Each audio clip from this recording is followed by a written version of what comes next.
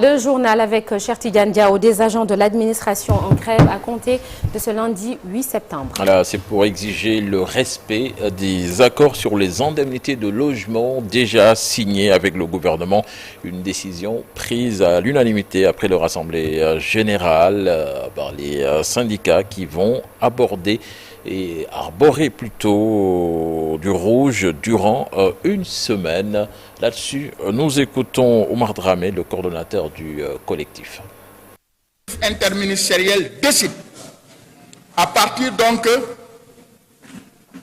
du lundi 8 septembre 2025, de procéder à ce qu'on appelle la semaine rouge de l'administration.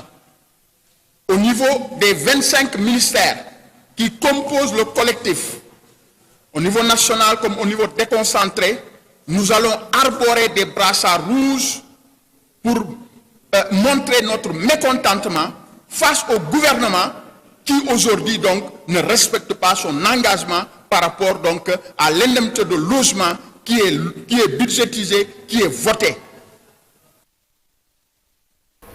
Toujours dans l'actualité, le Premier ministre Ousmane Sonko en visite officielle aux Émirats Arabes Unis. Alors, Ousmane Sonko est arrivé hier aux Émirats Arabes Unis.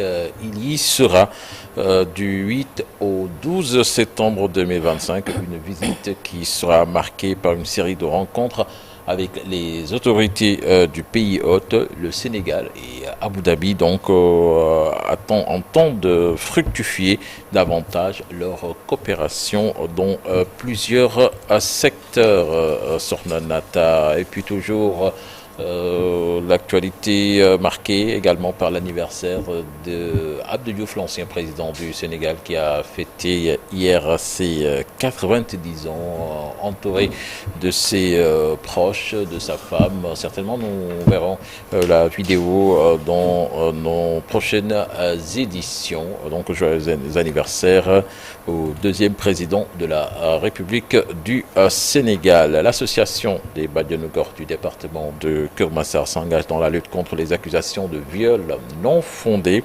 Elle estime qu'aucun jeune homme ne devrait être emprisonné à cause de fausses accusations. Ces femmes interpellent les autorités compétentes et demandent des réformes judiciaires, notamment une révision de la loi sur le viol. Écoutons Ndella Fall, présidente des Badianougor du département de Keur-Massar, interrogée par Aminata Ba et Ousmane Baldé.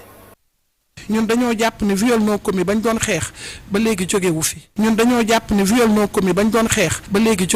sommes conscientes que les viols, qu'ils soient réels ou supposés, restent un phénomène présent dans la société. Si Fallou est aujourd'hui libre, il y a encore beaucoup d'autres Fallou en prison. Ce combat a été porté par tous les habitants de Yeumbeul. Le sujet du viol est vaste. Beaucoup de jeunes garçons sont accusés à tort, tandis que des filles, elles subissent réellement des violences sexuelles. Tout cela a des causes profondes. Nous pensons qu'il n'est plus acceptable de déstabiliser la vie de quelqu'un avec de fausses accusations de viol. Nous demandons donc aux autorités de réagir et de prendre des mesures face à ces cas similaires. Dans les réformes judiciaires que nous plaidons à l'Assemblée nationale, nous attendons que la question du viol y soit incluse. La loi doit être revue car il est devenu dans certains cas un moyen de chantage et de pression exercée par des filles contre des garçons. La libération de Fallou est une victoire, mais nous pensons que le véritable combat ne fait que commencer. Son cas relève un problème majeur concernant la délivrance des certificats médicaux. C'est ce document qui l'a conduit en prison et c'est également ce qui l'a libéré. Il y a donc à ce niveau une anomalie grave qu'il faut.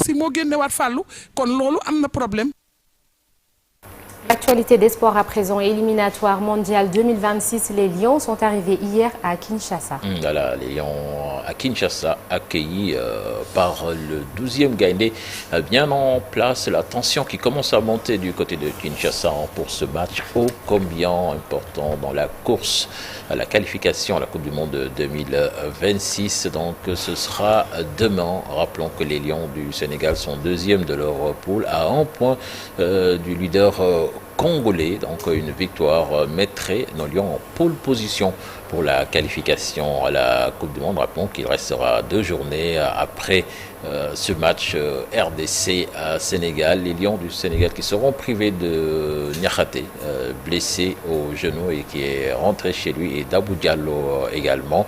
Mais on espère qu'ils seront prêts face à l'enfer promis par les Congolais. Donc ce sera demain après-midi sur le NAD. Oui, et on leur souhaite un prompt rétablissement et on cherche la première place. Cher Tidiane Diao, merci.